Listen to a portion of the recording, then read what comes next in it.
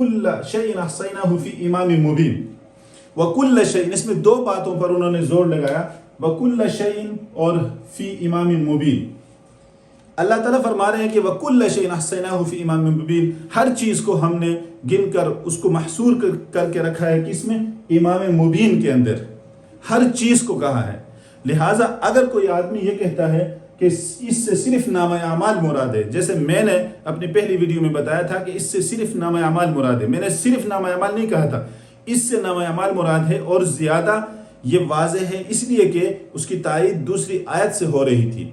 ठीक है, तो आपने कहा नहीं कुल्ल शैइन में नाम अमाल, सिर्फ नाम अमाल कहना दुरुस्त नहीं, क्योंकि कुल्ल शै हर चीज़ को शामिल है।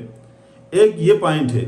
और दूसरा, इसके अंदर फी इमाम मुबीन कहा है। इमाम मुबीन, इमाम तो रहबर हो गया, मुबीन जो है, मुबीन का मतलब वाज़ेह होता है, जाहिर होता है। लिहाजा नाम अमाल तो गायब होता है, तो उसको आप मुबीन कैसे कह सकते हैं? इसका मतलब है इस भाई का जो ये पॉइंट है, पहले मैं इसको पकड़ता हूँ। इमाम मुबीन जो है, इमाम मुबीन यानी वो इमाम जो वाज़ेह है, जो नजर आए, जिसको आप देख सके, जिससे आप बात कर सके, तो ये इमाम मुबीन होता है।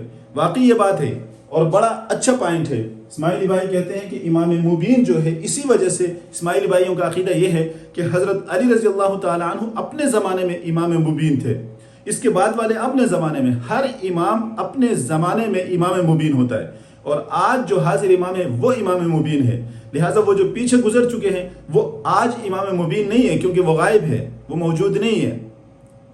लिहाजा नाम अमाल भी चूंकि मौजूद नहीं है, गायब है, तो इसको मुबीन कहना दुरुस्त नहीं है। इसके अंदर अल्लाह ताला ने शैतान को कहा कि अदुव्वे मुबीन है। तो अगर मुबीन वो होता है जो जाहिर हो, जो नजर आए, जिससे आप मिल सके, गायब ना हो, उसको मुबीन कहते हैं। तो फिर शैतान तो गायब है, शैतान तो नजर नहीं आता, शैतान तो सामने मौजूद नहीं होता, इसको मुबीन कैसे कहा गया?